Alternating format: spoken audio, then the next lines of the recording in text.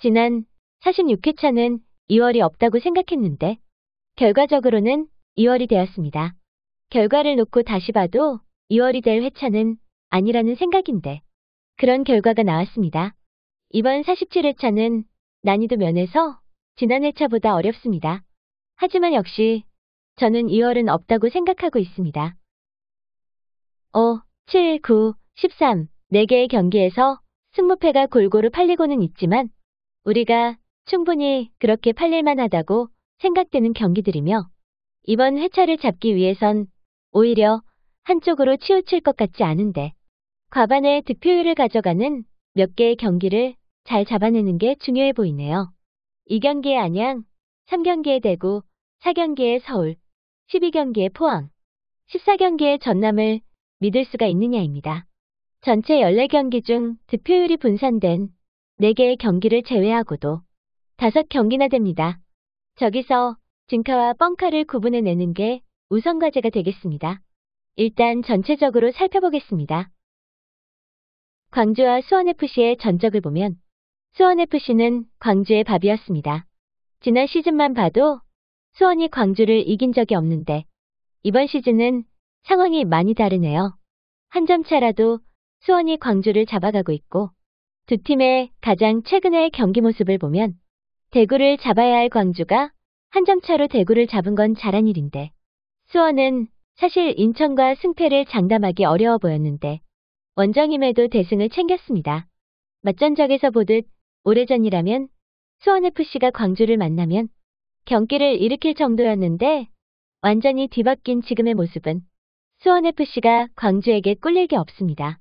이 경기의 득표율도 승무패가 골고루 분산되었는데 최근에 보여진 모습 믿어줍니다. 홈팀 광주의 패배만 가져갑니다. 안양과 충남은 안양이 과반의 득표율을 가져가는 정배입니다. 하지만 안양과 안산전을 보신 분들이라면 여기서 꺾어야겠다는 그런 생각들을 많이 하실 것 같은데 말입니다. 안산이 안양을 상대로 3골을 터뜨렸는데 그중 2골이 골키퍼가 쳐낸 세컨볼을 받아 넣은 것입니다. 물론 안산은 세컨볼을 놓치지 않는 집중력을 보여주며 멋진 모습을 보여주었으나 안양의 골키퍼도 패배에 한몫했다는 거죠. 같은 날 치러진 충북 청주와 아산전을 보면 아산은 전반에 한 골을 뽑고 후반에 여유 있게 2골을 더 뽑아냈습니다. 가운데 그림인 두 팀의 맞전적을 보면 맞수라고 할 수 있고 직접 모습에선 안양의 수비와 골키퍼가 완전 거지 같았다고 할 수 있습니다. 공격진은 나름 잘했다고 생각합니다. 먹히면 쫓아가고 했으니까요. 이번 상대의 충남 아산이 안산만 못하냐 생각하면 절대 아니죠. 안양이 안산전의 모습을 보인다면 충남 아산을 이길 수가 없습니다. 홈팀 안양의 패배 가져갑니다. 대구는 시즌 5승, 대전은 시즌 4승입니다. 바닥에 있는 팀들의 경기인데 득표율은 대구가 과반을 가져갔습니다. 위쪽 그림을 보시면 역대 전적은 대구가 완전히 앞섭니다. 대전이 대구의 비빌 전력이 아니었죠. 하지만 이번 시즌은 비벼볼만 한 모습입니다. 대전이 잘한다기보다 대구가 그만큼 지난 시즌과 다른 모습을 보여준다는 거겠죠. 여기서 중요한 건 두 팀의 승패는 한 골 차라는 겁니다. 실수로 넣는 팀이 이긴다고 해야 할까요? 아래 두 팀의 최근 전적을 보시면 서로 상대한 팀이 다르다고는 하나 대구는 최근 5경기 중 무득점 경기가 3경기나 됩니다. 대전도 상당히 못하지만 대전은 5경기 중 무득점 경기가 1경기이며 수원FC 전 이후로는 그래도 경기마다 골을 뽑아내고 있죠. 그런데 왜 대구가 과반의 득표율을 가져갈까요? 역대 전적에서? 아니면 아무리 그래도 대구가 대전에? 여하튼 이 경기는 실수로 한 골을 넣는 팀이 이기는 경기이기에 승패 더블픽으로 가져가면 적중할 것 같은데 말입니다. 대구 승만 보시는 분은 잘 생각해 보시기 바라고 저는 대구의 패배만 가져가겠습니다. 인천과 서울은 맞대결을 보면 역시 대등하다고 봐야 하나. 최근 헤매고 있는 인천이 반등의 기미를 보이지 않고 있습니다. 두 팀의 최근 5경기를 보면 인천이 1승을 챙기는 동안 서울은 3승이나 챙겼고 인천의 무득점 경기는 2번인데 반해 서울은 울산전 1번이네요. 그렇다고 서울이 득점을 많이 하는 팀이냐 하면 그건 또 그렇지가 않습니다. 두 팀의 맞전적에서 보듯 이번 경기도 승부가 난다면 한 점 차 승부이고 한 점이라는 건 인천이 실수로 넣을 수도 있는 겁니다. 객관적인 전력은 과반이 넘는 60%의 득표율을 보여주는 서울의 승리가 정답이지만 전 여기서 꺾겠습니다. 1, 2, 3경기도 죄다 역배인데 이건 서울의 승리가 유력해 보이고 남들도 그렇게 보는 시선이 많은 만큼 한 점 차 승부를 믿고 역으로 걸어보겠습니다. 여러분은 인천의 패배만 가져가십시오. 전 인천의 승부를 가져가겠습니다. 두 팀의 득점력은 거의 대등하다고 나옵니다. 두 팀 다 골을 많이 넣는 팀은 아니고 실점률이 성남이 조금 많기는 하지만 그래야 거기서 거기겠죠. 성남의 최근 5경기를 살펴보면 6월 29일 부산전을 상대로 2골을 뽑아내며 무승부를 했는데 그 경기를 제외하고는 큰 점수차로 패배하는 모습을 보여줬습니다. 하지만 최근 전남전에서는 전남을 상대로 선제골을 뽑아내고 후반 추가 시간에 역전골을 먹혔습니다. 승부는 한 점 차. 큰 점수차로 패하던 팀이 선제골을 뽑아내고 잘하면 무승부까지 가능했었던 경기 모습을 보였습니다. 전남을 상대로 말이죠. 부천은 성남과는 반대로 무승부 경기도 두루 있고 승부가 나도 한 점 차 승부였습니다.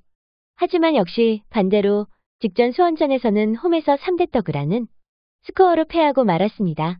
작은 것일 수도 있지만 크게 패하던 성남은 직전 전남을 상대로 극장 한 점 차 패배를 했고 한 점 차 승부를 하던 부천은 홈에서 수원 삼성의 3대 0이라는 큰 점수차로 패했죠. 앞서 말씀드렸듯 두 팀이 골을 많이 넣는 팀이 아니기에 이 경기 또한 한 점 차 승부 가능성이 많고 득표율에서도 승패가 아닌 무승부가 정배입니다.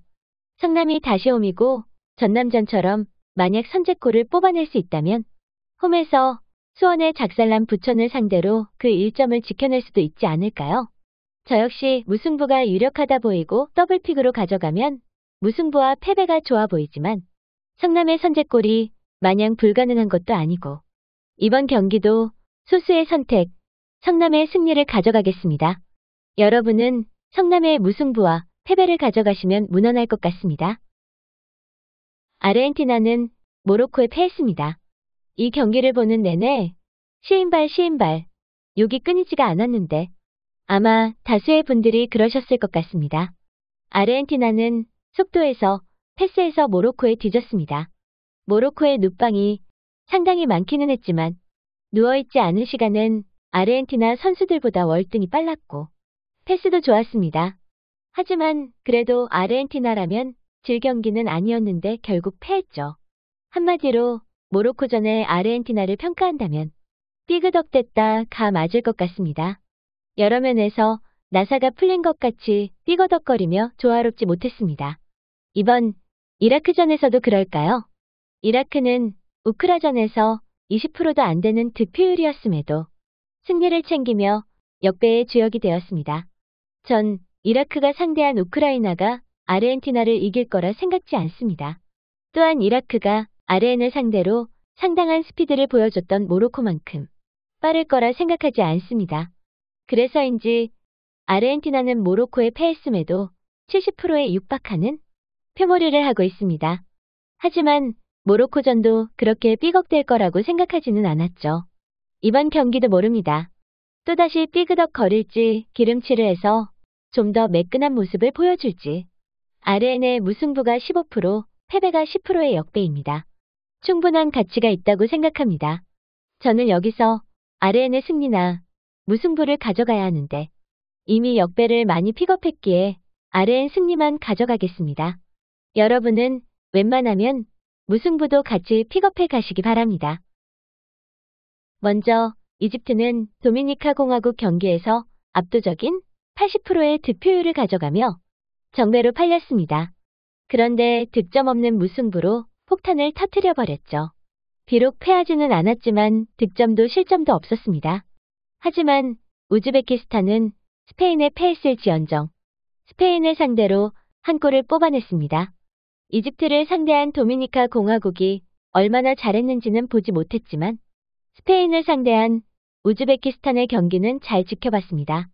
지금 팔리는 두 팀의 득표율은 우즈벡이 과반에 가까운 45%를 보여주고 있는데 도미니카 공화국을 상대로 한 골도 못 뽑아낸 이집트가 스페인만큼 우즈벡을 힘들게 할 것 같지는 않습니다. 정배 홈승 인정하고 가겠습니다. 아주 잠깐 1분만 쉬어가겠습니다. 지난 영상에선 초보자 분들이라면 한번 들이대 볼만하다고 말씀드리며 제가 가져가는 픽업이 중요한 게 아니라 조합 방식에 대해 이야기했습니다. 항상 100조합씩 구매할 수는 없지만 그래도 해볼 만한 편성에선 이런 식의 방식으로 해보는 것도 괜찮다고요. 2월은 없을 거라 생각했는데 여하튼 2월이 되었습니다. 이런 방식으로 하면 2개가 틀려도 3등이지 않냐고 했는데 예시 조합이지만 3개가 틀렸네요. 이번 47회차는 지난 회차보다 난이도가 조금 더 높습니다. 똑같은 방식으로 해보는 것도 나쁘다고는 할 수 없지만 이번 영상은 제가 구매하는 것 중 하나인 엽기적인 8조합의 영상입니다. 참조하시고 나중에 구매픽과 참조픽을 잘 대조하셔서 선택권자로서의 기쁨을 누려보시기 바랍니다. 우크라이나와 모로코전은 모로코가 과반이 넘는 65%의 득표율을 보이고 있습니다. 아르헨티나를 상대로 빠른 스피드와 원활한 경기 능력을 보여주었기에 이라크에 패한 우크라이나가 모로코의 빠른 기동력을 감당할 수 없을 거라 생각해서 표가 몰린 게 아닌가 싶습니다. 더군다나 모로코가 선제골을 넣을 경우 거의 지존급의 눕방을 시전하기에 이 경기는 어느 팀이 선제골을 넣느냐에 달린 것 같습니다. 우리가 너무 쉽게 우크라이나의 시선을 떼서는 안 되는 이유는 우크라이나는 이라크에 패하긴 했지만 그래도 선취 득점을 뽑아냈고 점유율도 많이 가져갔다는 것이며 모로코를 상대했던 아르헨티나가 삐그덕댔다는 걸 생각하면 모로코를 너무 과하게 봐선 안 될 것 같습니다. 물론 모로코의 장점이 확연해 아르헨을 이긴 거지만 아르헨이 삐그덕댄 것도 사실이며 아르헨의 포메이션은 4-4였고 우크라이나는 4-5-1의 전술을 구사했습니다. 모로코의 4-2-3-1 포메이션과 상관없이 방어적인 측면에서는 4-5-1가 더 나은 것도 같은데 말입니다. 여하튼 이란이 울고 갈 눕방의 실력이라면 선제골만 터뜨리면 모로코가 이긴다는 건데 아르헨과 우크라의 수비는 확연히 다르니 장담할 수가 없다는 거죠. 우크라의 패배는 정배로 믿고 가도 될 것도 같지만 우크라의 승리와 무승부는 역배로서 엄청난 매력이 있는 것 같습니다. 우크라의 패배의 하나는 무리이고 여러분은 승패나 무패의 더블픽으로 이변과 정배를 동시에 노려보는 건 어떨까 싶습니다. 전 승패로 가져가겠습니다. 거친 축구를 하는 파라과이는 간혹 핸디캡을 갖고 경기를 치릅니다. 야, 우린 거친 축구를 하니까 한 명 빼줄게. 오늘은 25분에 빼줄게. 일본은 강력한 팀이라 12명이 붙어도 간당간당한데 10명이 붙어버렸으니 오대떡이라는 대패가 충분히 이해가 갑니다. 만약 이스라엘이 25분에 퇴장을 당하고 일본과 붙는다면 역시 대패하겠죠. 하지만 비교가 되지 않는 건 이스라엘은 퇴장을 당하지 않는다는 겁니다. 일본에 대패한 파라과이는 10명에선 빡세다는 걸 오래간만에 깨달아서 조심할 것이고 반대로 이스라엘은 파울을 유도하는 제스처가 많이 나오겠지요. 사실 이 경기는 잘 모르겠습니다. 파라과이가 약한 팀이 아니기에 일본전에서 승부를 픽업했던 저인데 제대로 된 경기를 했어도 패하긴 했겠지만 퇴장의 여파가 쉽게 무시할 수 있는 것도 아니거든요. 팔리는 건 이스라엘 승리가 과반에 가까운 45%이고 나머지가 무패로 갈렸는데 말입니다. 이스라엘이 말리와 비기기는 했지만 그래도 골을 뽑아냈다는 점을 조금 더 쳐줘야 하고 파라과이의 퇴장 데미지가 조금이라도 있기는 할 겁니다. 홈승 찍어보겠습니다. 10경기 일본과 말리, 11경기 프랑스와 기니 경기는 살펴볼 필요가 없고 바로 12경기로 넘어가 보겠습니다. 1위와 2위의 싸움입니다. 승리는 똑같이 12승이고 승점이 1점 차이입니다. 맞대결에서 보시듯 지난 시즌 두 팀은 대등했으나 이번 시즌은 김천이 조금 더 좋습니다. 김천은 주전이 제대하고 신병이 입대할 때마다 전력을 다르게들 보는데 딱 하나 변하지 않는 게 있습니다. 김천 상무는 김천 상무입니다. 직전 포항은 원정에서 대전을 잡았고 김천은 서울에 득점 없이 패했습니다. 저는 원래 포항과 김천을 보면 김천이 강하다는 인식이 있어 김천승을 가져가지만 잠깐 최근 10경기를 보시면 포항은 최근 10경기에서 2연속 승리한 적이 없습니다. 그런데 직전 대전에 승리했고 김천은 2연속 패배한 적이 없는데 서울에 패했네요. 이게 중요한 건 아니지만 그래도 사실은 사실이니 2연속 승리가 없는 포항의 직전 경기 승리와 2연속 패배가 없는 김천의 직전 경기 패배를 생각하면 포항이 과반 50%의 표몰이를 하며 정배로 팔리건 말건 무패 더블픽을 구매하면 무난하지 않을까 싶습니다. 전 포항의 패배만 픽업하고 김천을 졸라게 응원하겠습니다. 천안이 지난 시즌보다는 아주 조금 더 좋아졌고 경남은 지난 시즌보다 못한 모습을 보이고 있습니다. 두 팀은 순위가 한 계단 차이로 승점은 3점, 승리는 천안이 1승이 더 많습니다. 눈여겨볼 건 경남도 천안도 최근 5번 중 1승씩밖에 챙기지 못했는데 그 1승이 차이가 있다는 겁니다. 경남은 7월 8일 부진한 성남을 상대로 1승을 챙겼지만 천안은 가장 최근 당당하게 랭킹 4위에 있는 서울 이랜드를 4대3으로 격파했습니다.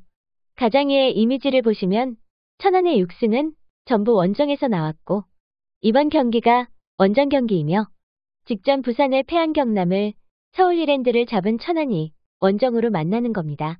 이랜드는 천안에 패한 분풀이를 김포에 시원하게 풀며 5대1라는 대차로 승리를 쟁취한 팀이죠. 천안이 그 이랜드를 최근 잡은 게 이변이긴 하지만 이 이변이 변화의 시작점이 될 수도 있지 않을까 생각해봅니다. 그래도 경남과 천안이라면 아직은 경남이라는 인식이 강해 득표율이 경남 승리가 43%의 정배입니다. 경남이 천안보다는 득점력이 높은 걸로 보이기 때문인데 실제로 가장위의 득실률을 따져보면 뭐 똑같다고 봐도 무방합니다. 승무패가 모두 동등하게 33%씩 팔려도 이상할 게 없는데 경남이 정배를 받았으니 천안의 이변은 더블픽으로 라도 가져가시는 게 어떤가 싶습니다. 승패 또는 무패 중 고르면 되겠지요. 저는 경남의 패배만 가져가고 아까보다 더 열심히 졸라게 천안을 응원하겠습니다. 마지막 경기는 전남이 과반 50%의 득표율로 정배입니다. 하지만 두 팀 모두 홈 성적보다 원정 성적이 강합니다. 가장 최근 전남은 성남 원정에서 성남이 전반 선제골을 넣었음에도 후반에 꾸역꾸역 따라가더니 역전승을 일궈냈고 이랜드는 김포 원정에서 전반 무득점 경기였던 흐름을 후반에 5골을 몰아치며 5대2 대승을 거뒀습니다. 원정 성적이 강한 팀들인데 이랜드가 원정이고 직전 경기만 봐서는 이랜드를 무시할 수 없는데 맞전적에선 근소하게 전남이 좋다는 거죠.